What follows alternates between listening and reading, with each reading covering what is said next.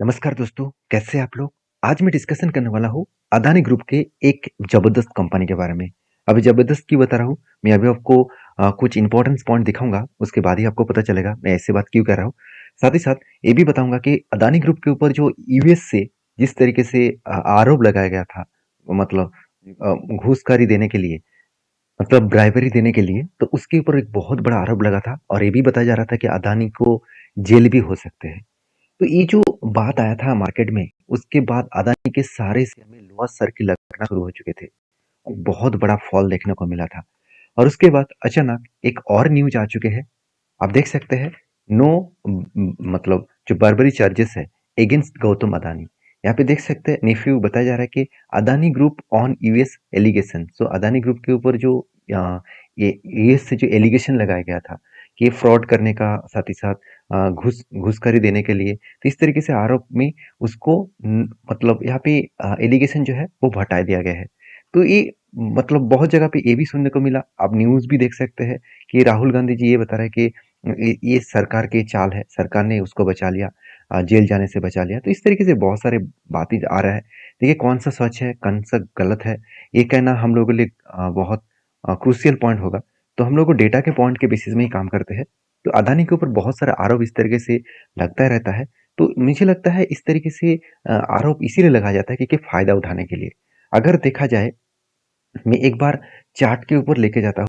Hindenburg के जो first report आया था, आप देख सकते हैं हिंडनबर्ग ने जो सबसे ज्यादा आरोप लगाया अदानी के ऊपर, अदानी स्टॉक के ऊपर, और वो टाइम कौन सा था?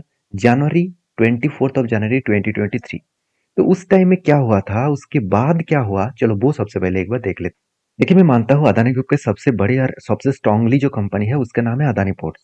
और अदानी पोर्ट्स के ऊपर जब जनवरी में जो डेटा आया था, आप देख सकते हैं यहाँ पे जनवरी जब मतलब हिंडनबर्ग रिपोर्ट आया, उसके बाद बिग फॉल देखने को मिला। उसके बाद हुआ क्या? एक बिग जर्नी। तो इस तरीके से जर्नी क्यों हुआ? क्योंकि अदानी ग्रुप के जो आरोप लगाया गया था वो आरोप सचमुच में था ही नहीं। हाँ, कुछ आरोप तो सही है, कुछ आरोप एकदम गलत है। उसके कारण अदानी ग्रुप ने एक पीक लेवल को फिर से पकड़ा। और उसी तरीके से देखिए फिर से और एक रिपोर्ट और एक मतलब न्यूज पब्लिश किया गया अदानी के ऊपर, और वो भी यूएस से ही आया है। पहले भी यूएस से आया था, इस बार भी यूएस से आया, और फिर से करेक्शन हुआ। उसके बाद देखिए फिर से रिकवरी हो रहा है। मतलब क्या है? मतलब यही है कि जो रिटेल पब्लिक इसके ऊपर घुसे पड़े हैं, तो उसको कट करके बाहर करने का उसका जो फायदा है वो बड़े बड़े इंस्टीट्यूशन ले रहे हैं। मैं एक आर्टिकल पढ़ रहा था, एक बहुत बड़ा इन्वेस्टर, उन्होंने खुद कहा कि मैंने मेरे लाइफ में जितनी बार मैंने पैसा कमाया, सबसे ज्यादा पैसा कमाया अदानी के शेयर गिरने में। क्योंकि हिंडनबर्ग का जब रिपोर्ट आया था तब मैंने डीपली रिसर्च किया कि अदानी ग्रुप के ऊपर उतना ज्यादा फ्रॉड केस नहीं है। तब मैंने क्या किया, मैंने एकदम नीचे लेवल में पकड़ा और इस पीक लेवल में सेल किया। उन्होंने कहा कि मैंने सिर्फ के सिर्फ 2 मंथ के अंदर अंदर पैसा 2 गुना छापा है, सॉरी 3 गुना पैसा छापा है सिर्फ 2 मंथ के अंदर अंदर। तो ऑब्वियसली उन्होंने इसीलिए कहा कि अदानी ग्रुप के ऊपर सचमुच में देखा है तो कुछ कंपनी के ऊपर बहुत बड़ा गड़बड़ी है, कुछ कंपनी बहुत स्ट्रांगली है। तो उसी से जुड़े हुए मैं आज एक जिस कंपनी के बारे में चर्चा करूंगा, उस कंपनी का नाम क्या है? उस कंपनी का नाम है अदानी पावर। देखिए अदानी पावर एक पॉपुलर कंपनी सिर्फ है नहीं, अदानी पावर इंडिया की एक लार्जेस्ट कंपनी भी है। अगर मैं सेक्टर वाइज बात करूं अदानी पावर के, तो अदानी पावर का जो रैंकिंग है इंडिया के नंबर 1 रैंकिंग में आते हैं, और वो भी प्राइवेट कंपनी के हिसाब से। देखिए दो कंपनी बड़े हैं, एनटीपीसी जो सरकारी कंपनी है, पावर ग्रिड वो भी सरकारी कंपनी है। उसके बाद जिसके नाम देखने को मिलेगा वो है अदानी पावर। तो लोग कह रहे हैं कि अदानी गलत कर रहा है, ये कर रहा है, से कर रहा है, वो चलो मान ही लेता हूँ। फिर भी तो यहाँ पे देख सकते हैं आरओसी, जो बाकी जो पहले दो कंपनी है उससे कई गुना ज्यादा अच्छा है। बाकी कंपनी को छोड़ ही दीजिए, इसका जो एवरेजली टोटल इस सेक्टर में 26 कंपनी है, वो उसका रेंज देखिए और इसका रेंज देखिए। एवरेजली 7.87 आरओसी है, और अदानी पावर के आरओसी है 32 के आसपास। सेल्स देखिए, बाकी कंपनीज का सेल्स तो नेगेटिव में चला गया, फिर भी अदानी का सेल्स पॉजिटिव है। और मानता हूँ प्रॉफिट ग्रोथ यहाँ पे वीकनेस हो चुके हैं, नेगेटिव हुआ है। तो क्या सचमुच नेगेटिव हुआ? क्या सचमुच हालत खराब हो गया? चलो वो भी एक बार देख लेते हैं। अगर मैं क्वार्टरली बात करूं, तो देखिए कंपनी इस बार भी हैसली प्रॉफिट जनरेट किया। मानता हूँ पिछले क्वार्टर की तुलना से ओवरऑल 1000 करोड़ से भी ज्यादा, 1500 करोड़ से भी ज्यादा यहाँ पे सेल्स ज्यादा देखने को मिले। तो मतलब सॉरी कम देखने को मिले। तो यहाँ पे ओवरऑल सेल्स का जो जर्नी है, सेल्स का जर्नी यहाँ पे पॉजिटिवली सेल्स का जर्नी देखने को मिले। तो उसके साथ साथ एक्सपेंस को मिटाने के बाद अगर मैं प्रॉफिट को देखूं, तो नेट प्रॉफिट 6,500 से लेकर 3,200 करोड़ तक देखने को मिले।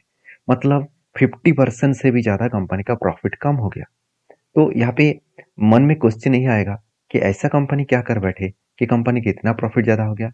एक्चुअली कंपनी ने पिछले सालों में टैक्सेशन नहीं दिया था और टैक्स ना देने के कारण कंपनी का प्रॉफिट मार्जिन बढ़ चुके थे। उसके साथ साथ अदर्स इनकम भी ज़्यादा था इस बार के तुलना से।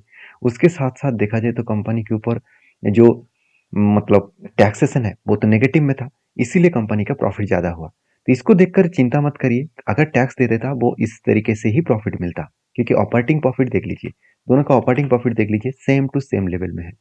तो सीधा सीधा कहो कंपनी में तो प्रॉब्लम तो दिख नहीं रहा। दूसरी बात, वैल्यूएशन। वैल्यूएशन देखिए एकदम सस्ता है, सेक्टर वाइज 35 है, कंपनी खुद का पी रेशियो 35 है, सॉरी 15 है। आरओसी आर देखिए एकदम बेस्ट लेवल में है। और साथ ही साथ चार्ट में मतलब एक बार पी रेशियो को देखूं, एक टाइम पी रेशियो चला गया था 45 और आज वही लेवल में है जिस लेवल में कोविड के आसपास था। मतलब कोविड में जिस लेवल में था वही लेवल में अभी काम कर रहा है। तो इसका जो एवरेज पी रेशियो जिस लेवल में चल रहा है, कंपनी का खुद का पी रेशियो भी सेम लेवल में चल रहा है।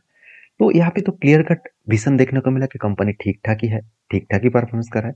अभी एक चीज और भी आपको दिखाता हूँ, देखिए लोग सोच रहे हैं कि कंपनी के ऊपर गड़बड़ी है, तो अगर गड़बड़ी होता तो इंस्टीट्यूशन पहले ही पूरा माल बेचकर भाग जाता। इंस्टीट्यूशन ने तो माल नहीं बेचा, छोटे मोटे अराउंड 2% स्टेक को बेचा है। तो उसका फायदा किसने उठाया? चलो इसका फायदा सीधा सीधा तो प्रोमोटर ही उठा लिया। तो अगर वो फायदा पब्लिक उठाता तो अलग बात होता, तो वो फायदा सीधा सीधा प्रोमोटर उठा लिया। तो प्रोमोटर जानते हैं इस कंपनी में कितना दम है, कितना पोटेंशियल है, तो वो इसीलिए इस कंपनी के ऊपर अच्छा खासा निवेश कर दिया। चलो अभी चलो मेन पॉइंट्स के ऊपर चले जाते हैं। इस कंपनी का सचमुच फ्यूचर में ग्रोथ क्या है? अगर फ्यूचर ग्रोथ के बारे में बात करूं तो आप देख सकते हैं Adani power to set up 1600 megawatt जो ग्रीनफील्ड पावर प्लांट है, और वो भी यूपी में, वो यहाँ पे प्लान करने जा रहे हैं। तो एक बड़ी बात है।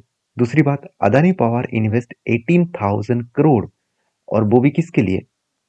ट्रिपल क्विक प्लांट्स और कैपेसिटी के लिए 18,000 करोड़ इन्वेस्टमेंट करने जा रहे हैं। तो कंपनी का देखिए रायपुर में भी 1600 मेगावाट का प्रोजेक्ट है 10,000 करोड़ का। साथ ही साथ कोई प्लांट जो है 18,000 करोड़ का है 4,4520 मेगावाट का। उसके साथ साथ मिजोरम में भी प्रोजेक्ट है 1600 मेगावाट का। और साथ ही साथ देखा जाए तो जो कैपेसिटी एक्सपेंस है 4,500 मेगावाट का। तो देखा जाए तो कंपनी एक एक करके अलग अलग प्रोजेक्ट को यहाँ पे इनबिल्ड कर रहा है, एक एक करके सारे प्रोजेक्ट यहाँ पे कर रहा है। तो कंपनी का टारगेट है कि फाइनेंशियल ईयर 2024-2025 के हिसाब से टोटल वो प्लान कर रहा है कि टोटल इन्वेस्टमेंट करने जा रहा है, एक्सपेंडिचर करने जा रहा है 1.3 ट्रिलियन रुपीज का। 1.3 ट्रिलियन रुपीज मतलब कितना होते हैं, एक बार आप कैलकुलेट करके देखेंगे तो कुछ इस तरीके से लंबा सा डेटा मिलेगा। सीधा सीधा कहूँ कि 1540 करोड़ का टोटल यहाँ पे इन्वेस्टमेंट होने वाला है। तो ओवरऑल एक बहुत ज़्यादा इन्वेस्टमेंट यहाँ पे कंपनी करने वाली है। तो सारे पॉइंट्स मैंने आपको इसीलिए दिखाया क्योंकि जो लोग सोचते हैं कि कोई भी आरओ अगर लगे तो उस कंपनी के ऊपर आपको डीपली रिसर्च करना चाहिए, क्या सही में उस कंपनी आपको अपॉर्चुनिटी दे रहा है। मुझे तो एक बेस्ट अपॉर्चुनिटी मिला, चलो वो सबसे पहले आपको दिखा देता हूँ। देखिए मुझे जिस स्ट्रेटेजीज के हिसाब से अपॉर्चुनिटी मिला वो मैं आपको दिखाऊंगा, उससे पहले देख लीजिए किस तरीके से वॉल्यूम यहाँ पे क्रिएट हुआ। अगर यही डेटा मैं जनवरी 2023 का डेटा देखूं, देखिए जहाँ पे हिंडनबर्ग की रिपोर्ट आया था, चलो एक बार वो भी दिखा देता हूँ आपको, और भी क्लियर कट सब कुछ मिल जाएगा। हाँ जनवरी डेटा कब है, हाँ चलो यही पे, तो यहाँ पे भी एक बार देख लेते हैं किस तरीके से सिचुएशन बना था। देखिए जनवरी का 2023 में जब हिंडनबर्ग की रिपोर्ट आया उसके बाद भारी भरकम फॉल हुआ। उसके बाद वॉल्यूम देखिए, जब फॉलिंग हुआ तब सेलिंग का वॉल्यूम देखिए एकदम वीकनेस था। उसके बाद जब भी नीचे आया शेयर सस्ते में आया, जब हिंडनबर्ग की रिपोर्ट में थोड़ा सा मतलब फ्लैट मूवमेंट देखने को मिला, उसके बाद हाई वॉल्यूम के साथ उसके ऊपर बाई शुरू हुआ। और देखिए जो हिंडनबर्ग की रिपोर्ट आया था जिस लेवल से, उस लेवल को भी ब्रेक करके ऊपर गया। एक बार देख लीजिए, देखिए कहाँ से कहाँ तक गया। इस लेवल में हिंडनबर्ग की रिपोर्ट आया था, उसको तोड़कर कहाँ से कहाँ तक गया। यही होते हैं पावर। और इसीलिए मैं इस कंपनी के ऊपर भी स्टडी कर रहा था, तब मुझे एक डेटा पॉइंट देखने को मिला। फिर भी देखिए सेम टू सेम गिरावट के बाद, गिरावट के टाइम में क्या हुआ, वॉल्यूम वीक हो गया। अगर फिर से अपटर्न होने के टाइम में वॉल्यूम हाई हो गया। जैसे आप देखेंगे कि कंपनीज के ऊपर जो यहाँ पे जो स्ट्रेटजीज बना है, वो स्ट्रेटजीज क्या बना एक बार मैं आपको शेयर करना चाहूंगा। देखिए ध्यान से, यहाँ पे देखिए एक और दो बाइंग कैंडल बनी, और इस दोनों बाइंग कैंडल का जब मैंने मार्किंग किया तो ओवरऑल मुझे रेंज मिला 28% के आसपास। तो जब भी कुछ इस तरीके से कैंडल मिलता है, बाइंग का कैंडल मिलता है, तो उसको मैं एक बार मार्किंग कर लेता हूँ। 20 नहीं, 29% के आसपास रेंज मिला। एक, दो के दो बाइंग कैंडल मिले, उसका टोटल रेंज बना 29%।